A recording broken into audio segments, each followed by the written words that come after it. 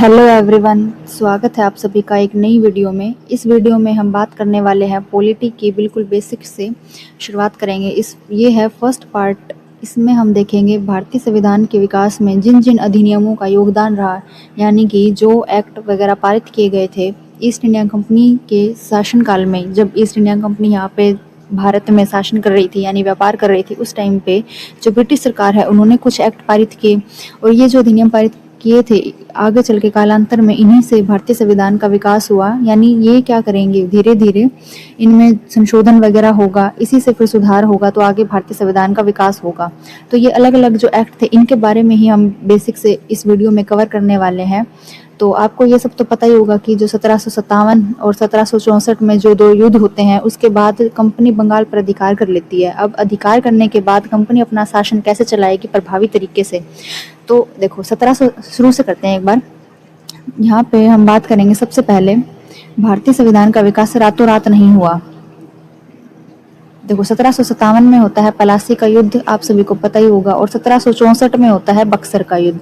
ये दो युद्ध बहुत ही महत्वपूर्ण थे, ऐतिहासिक युद्ध थे। इन दो युद्धों के बाद अब जो ईस्ट इंडिया कंपनी है वो बंगाल पर अधिकार कर लेती है। इन दोनों युद्धों के बाद यानी उनका शासन वहाँ पे स्थापित हो गया। शासन स्थापित होने के बाद उसको प्रभावी रूप से चलाने के लिए अब जो ब्रिटिश सरकार है वो समय समय पर कुछ अधिनियम पारित करेगी, है ना। तो चलिए शुरू करते हैं। भारतीय संविधान का विकास रातों रात नहीं हुआ।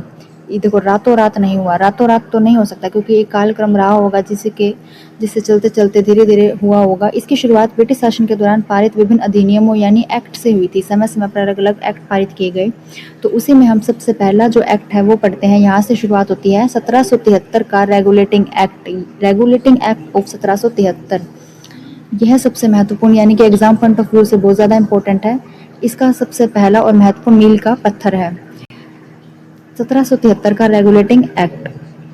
रेगुलेट करना, नाम से ही तो को पता चल रहा है ना, रेगुलेट करना यानी कि नियंत्रित करना। अब ब्रिटिश सरकार क्या करेगी, वहाँ ब्रिटेन में बैठे बैठे जो भारत में ईस्ट इंडिया कंपनी आई हुई है व्यापार करने के लिए, उसको कंट्रोल में रखेगी, नियंत्रित करेगी। तो चलिए शुरू करते हैं, और वो कैसे करेगी, क्या क्या किया गया वो हम देखेंगे इस वीडियो में। रेगुलेट और नियंत्रित करने के लिए ब्रिटिश सरकार का ये पहला कदम था ईस्ट इंडिया कंपनी के कार्यों को नियमित करने के लिए।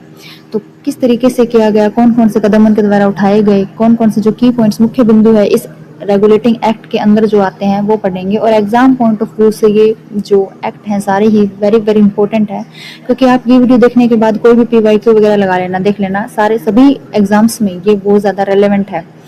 जो इसमें सबसे पहले क्या किया गया, 1773 में केंद्रीय प्रशासन की शुरुआत की गई, यानी कि सेंट्रल गवर्नमेंट, सेंट्रल एडमिनिस्ट्रेशन की यहाँ पे शुरुआत हो जाती है। जैसे भारत की बात करें तो सेंटर में सरकार होती है, फिर स्टेट में है, और फिर स्थानीय स्वशासन में भी होता है, जैसे कि पंचायत है, नगर पालिका है।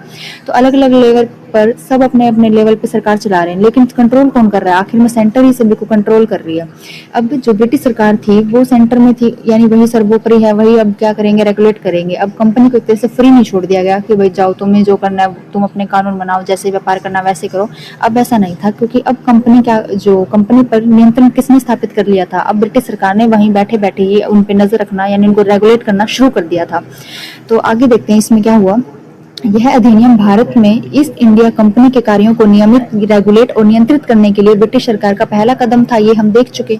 तो देखो इसमें क्या होता है, केंद्रीय प्रशासन की शुरुआत हो जाती है, जैसा मैंने आपको ऊपर बताया। इसके द्वारा भारत में पहली बार केंद्रीय प्रशासन की नींव रखी गई, सेंट्रल गवर्नमेंट की, यानी सेंट्रल एडमिनिस्ट्रेशन, जो बहुत पावरफुल है। गवर्नर जनरल का पद, बंगाल के गवर्नर को अब बंगाल का गवर्नर जनरल नाम दिया गया। देखा जाए तो यहाँ पे नाम चेंज कर दिया, जो गवर्नर था उसको गवर्नर जनरल कहा गया। और कौन बने सबसे पहले, वेरी वेरी इंपॉर्टेंट क्वेश्चन है ये, जो लॉर्ड वॉरेन हेस्टिंग्स थे वो बंगाल के पहले गवर्नर जनरल बनते हैं। देखो ये क्वेश्चन वैसे तो पीवाईक्यू है, और इसको तो स्टार मार्क कर लेना आप, वेरी वेरी इंपॉर्टेंट क्वेश्चन है ये, कि भारत के पहले गवर्नर जनरल, सॉरी बंगाल के, तो वॉरेन हेस्टिंग्स बनते हैं। बम्बई और मद्रास के गवर्नर को भी बंगाल के गवर्नर जनरल के अधीन यानी सबॉर्डिनेट कर दिया। अब बंगाल के गवर्नर जनरल को ही कहा गया कि वो बम्बई और मद्रास को भी संभाले। आगे इसमें क्या होता है समय में, अब बात आती है साल 1774 की। देखो पहले इसमें क्या था, बम्बई और मद्रास को बंगाल के अधीन कर दिया गया है, ऐसे है, ठीक है। नेक्स्ट देखते हैं साल 1774 में सुप्रीम कोर्ट की स्थापना होती है। कहाँ पे होती है? कलकत्ता में। यानी कि पहला जो सुप्रीम कोर्ट है यानी सर्वोच्च न्यायालय है वो कलकत्ता में उसकी स्थापना की गई। इसमें होता है एक मुख्य न्यायाधीश और 3 अन्य न्यायाधीश थे उस समय पे, और जो एक मुख्य न्यायाधीश थे उनका नाम था एलिजा इम्पे, और जो 3 अन्य न्यायाधीश थे चैम्बर्स, लिमस्टर और हाइड। साल 1774 में सुप्रीम कोर्ट की स्थापना हुई। कलकत्ता में निजी व्यापार पर रोक लगा दी गई। कंपनी के कर्मचारियों को निजी व्यापार करने, भारतीयों से उपहार या रिश्वत लेने पर क्या कर दिया? प्रतिबंध लगा दिया। यानी कि अब तुम उपहार और रिश्वत वगैरह नहीं ले सकते, ना निजी व्यापार कर सकते। तो यहाँ पे अब टास्क मिलता था ईस्ट इंडिया कंपनी को, जो ब्रिटिश सरकार जो कहती थी वही करती थी अब। और आगे है, ये थे हमारे की पॉइंट्स। देखो रिवीजन कर लेते हैं। केंद्रीय प्रशासन की शुरुआत होती है और गवर्नर जनरल का पद, गवर्नर को गवर्नर जनरल बना दिया गया। और वॉरेन हेस्टिंग्स थे, वो पहले गवर्नर जनरल बने थे बंगाल के। सुप्रीम कोर्ट की स्थापना हुई 1774 में। सर्वोच्च न्यायालय कलकत्ता में, और बम्बई और मद्रास को बंगाल के गवर्नर जनरल के अधीन कर दिया। और 1774 में सुप्रीम कोर्ट की स्थापना होती है कलकत्ता में, और वो निजी व्यापार नहीं कर सकते, कंपनी के कर्मचारी और ना कोई भारतीयों से उपहार या रिश्वत ले सकते हैं। अब 1773 का ये था हमारा रेगुलेटिंग एक्ट। अब बात करते हैं 1781 का settlement act, act of settlement 1781। 1773 के रेगुलेटिंग एक्ट की कमियों को दूर करने के लिए और गवर्नर जनरल और सुप्रीम कोर्ट के बीच विवाद को सुलझाने के लिए ये वाला जो एक्ट है ये लाया गया था। यानी कि परफेक्ट नहीं था जो 1773 का था, 100% परफेक्ट तो देखो कोई चीज़ नहीं होती, तो उसकी कमी को दूर करने के लिए ही 81 वाला जो सेटलमेंट एक्ट है वो लाया गया था। अब इसमें क्या था? गवर्नर जनरल और सुप्रीम कोर्ट के बीच विवाद को सुलझाने के लिए अब इन दोनों के बीच में कैसे शक्तियों का बंटवारा था, कौन सा जो काम है कौन देखेगा, वो आगे पढ़ते हैं। देखो इस अधिनियम को संशोधन अधिनियम अमेंडिंग एक्ट ऑफ 1781 भी कहा जाता है। गवर्नर जनरल को छूट मिल गई और उसकी काउंसिल और कंपनी के कर्मचारियों को आधिकारिक कार्यों के लिए सुप्रीम कोर्ट के अधिकार क्षेत्र से बाहर कर दिया गया। यानी गवर्नर जनरल और उसकी काउंसिल के जो मतलब फ्री कर दिया। और जो उसके काउंसिल के सदस्य कितने थे यहाँ पे? उसके काउंसिल में थे 4 सदस्य। गवर्नर जनरल और उसके काउंसिल के 4 सदस्यों को अब फ्री कर दिया गया, यानी सुप्रीम कोर्ट के अधिकार क्षेत्र से बाहर। ये थे, इसमें मिली गवर्नर जनरल को छूट। अगला है राजस्व मामला, यानी कि रेवेन्यू टैक्स और राजस्व वसूली से जुड़े मामलों को सुप्रीम कोर्ट के नियंत्रण से मुक्त किया गया। यानी कि सुप्रीम कोर्ट का यहाँ पे कोई अधिकार नहीं था।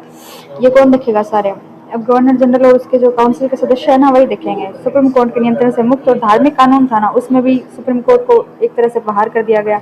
हिंदू के लिए हिंदू कानून और मुस्लिमों के लिए मुस्लिम कानून, रीति रिवाजों का सम्मान करने का आदेश दिया गया। सुप्रीम कोर्ट की पावर हो रही है यहाँ पे कम।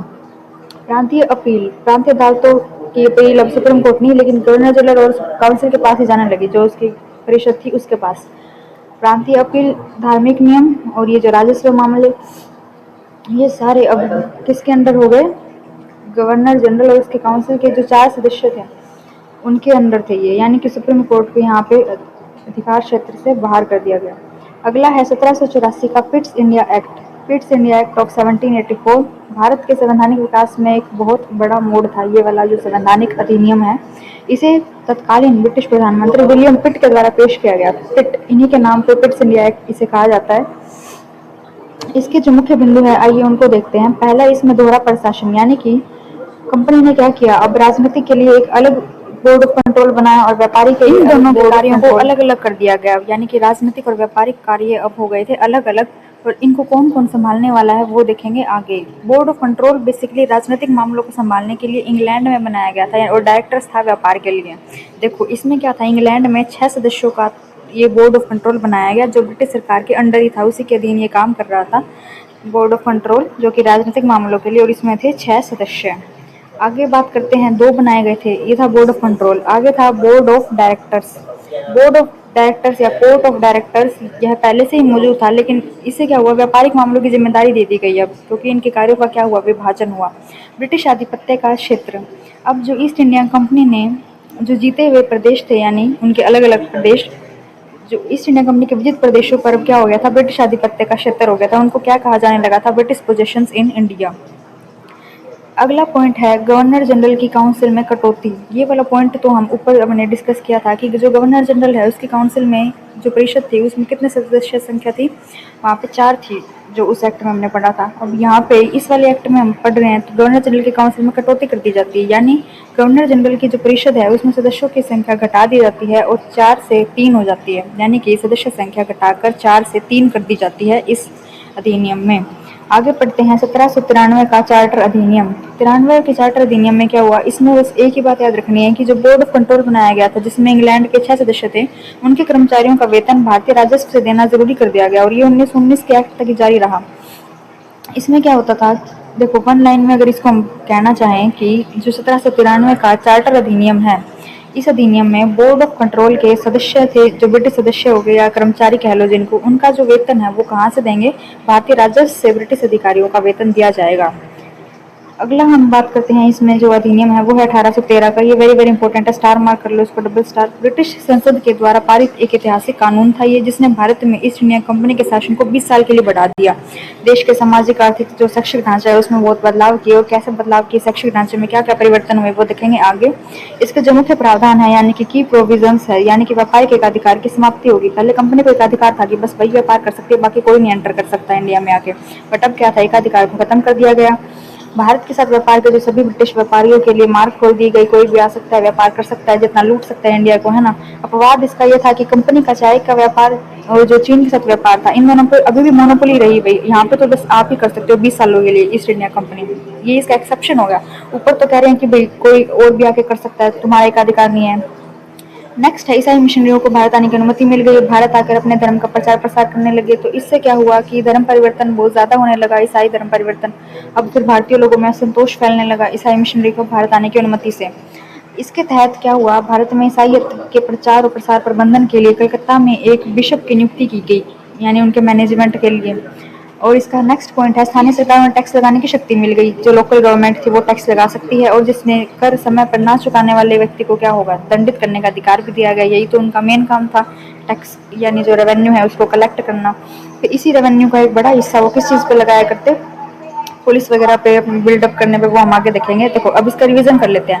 व्यापारिक एकाधिकार की समाप्ति हो जाती है यहाँ पे, लेकिन चाय के साथ व्यापार और चीन के साथ व्यापार 20 सालों के लिए बना रहा ईस्ट इंडिया कंपनी का। ईसाई मिशनरी भारत आ सकते थे, धर्म का प्रचार प्रसार कर सकते थे, और ब्रिटिश क्राउन की यहाँ पे संप्रभुता, यानी कि अब जो ईस्ट इंडिया कंपनी जिन भारतीय क्षेत्रों पर शासन कर रही थी वहाँ पे राजशाही किसकी हो गई थी, यानी कि वहाँ पे सर्वोपरि कौन है, ब्रिटिश क्राउन है। यानी कि ब्रिटेन की जो ब्रिटेन है, जो ब्रिटिश सरकार है, वही क्या कर रही थी, शासन कर रही थी। कंपनी भारत की मालिक नहीं थी, बस वो एक ट्रस्टी के रूप में शासन कर रही थी ब्रिटिश सरकार की ओर से।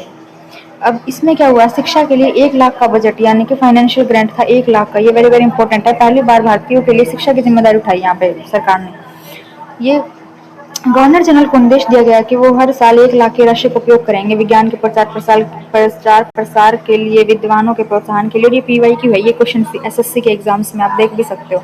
नेक्स्ट इसी में क्या किया गया, पुलिस एडमिनिस्ट्रेशन और लॉ ऑर्डर, पुलिस प्रशासन और कानून व्यवस्था में। देखो ये बताया था ना कि राजस्व का वो हिस्सा इस पे लगा रहे थे। प्रांतीय सरकारों, स्थानीय शासित संस्थाओं को जनता पर टैक्स लगाने का अधिकार मिल गया। तो इसका एक बड़ा हिस्सा वो किस पे करेंगे, अपनी पुलिस को मेंटेन करने के लिए, ताकि शांति व्यवस्था बनाए रखने पर खर्च में उसमें तय हुआ है। क्योंकि जो लोग टैक्स वगैरह नहीं दे पा रहे थे उनको दंडित करने के लिए भी पुलिस की जरूरत पड़ेगी ना यहाँ पे। यूरोपीय नागरिकों पर नियंत्रण, भारत में व्यापार के लिए आने वाले आम ब्रिटिश नागरिकों और यूरोपीय लोगों पर नजर रखने के लिए पुलिस और स्थानीय अदालतों के अधिकारों को बढ़ाया गया। कोई अपराध करता तो उन पर कार्रवाई कर सकती थी पुलिस, टैक्स ना दिया तो उसे दंडित कर सकते थे, है ना। और जो पुलिस प्रशासन है, जो स्थानीय प्रशासन है, वो क्या कर सकता था, उनकी संपत्ति को कुर्क करने का, कुर्क मीन्स कि जब्त करने का उनको कानूनी अधिकार दिया गया। तो ये सारे हमारे जो पॉइंट्स थे 1813 के चार्टर एक्ट के। और 1813 के जो एक्ट के एक बार जो पॉइंट्स थे सभी को हम क्या कर लेते, रिवाइज कर लेते, क्विक रिवीजन फॉर्मेट में। पहला क्या हुआ, व्यापारिक एकाधिकार की समाप्ति हो जाती है। चाय और चीन का विवाद इसमें रहता ही है, क्योंकि चाय के साथ व्यापार था और चीन देश के साथ व्यापार था, उस पर एकाधिकार बना रहता है। और कितने समय के लिए, ये ऑप्शन में हो सकता है आ भी जाए 10 साल के लिए, 20 साल के लिए। तो यहाँ पे 20 सालों के लिए एकाधिकार उनका बना रहता है आगे आने वाले। शिक्षा बजट में 1 लाख रुपए तक का प्रावधान किया गया, वेरी वेरी इंपॉर्टेंट। ईसाई मिशनरी को यहाँ पे आने की अनुमति मिल गई। भारत में ब्रिटिश क्राउन की संप्रभुता हो गई, पहली बार स्पष्ट तौर पर घोषणा की गई कि क्राउन की संप्रभुता है, यानी कि वही सर्वोपरि है। तो ये थे हमारे 1813 के पॉइंट्स। इसके इन्हीं के बेसिस में देखो हमने क्या क्या पढ़ा, 73 का हमने एक्ट पढ़ा, 1781 का हमने सेटलमेंट एक्ट पढ़ा, फिर 1784 का पिट्स इंडिया एक्ट पढ़ा, फिर 1793 का अधिनियम, और फिर 1813 का चार्टर एक्ट। ये 5 हमने इस मिनिमम टाइम में हमने पाँचों के पाँचों कवर कर लिए हैं और इन्हीं पे बेसिस ये 3 क्वेश्चन है। पहला क्वेश्चन है, भारत में ईस्ट इंडिया कंपनी के कार्यों को नियमित या नियंत्रित करने के लिए ब्रिटिश सरकार ने कौन सा कदम उठाया, वो इसमें से बताना है आपको। सेकंड क्वेश्चन है, इस अधिनियम के द्वारा कलकत्ता में जो सुप्रीम कोर्ट है वो खोला गया था, 1774 में खोला गया था। कौन सा एक्ट था, किस एक्ट के थ्रू खोला गया, वो बताना है सेकंड क्वेश्चन में। कमेंट में देना अपन सर। और क्वेश्चन नंबर थर्ड है कि संशोधन अधिनियम के नाम से भी जाना जाता है कौन से वाले एक्ट को, ये बताना है आपने, जिसने गवर्नर जनरल को सुप्रीम कोर्ट के अधिकार क्षेत्र से मुक्त किया था। तो ये थे हमारे 3 क्वेश्चन। आई होप आप तीनों के आंसर बिल्कुल करेक्ट ही दोगे क्योंकि वीडियो देखने के बाद। तो ये पार्ट 1 था वीडियो का। पार्ट 2 हम नेक्स्ट वीडियो में लाएंगे जिसमें हम जो पेंडिंग जो एक्ट बच गए हैं वो सारे कवर कर लेंगे। फिर उसके बाद एक एमसीक्यू क्लास होगी।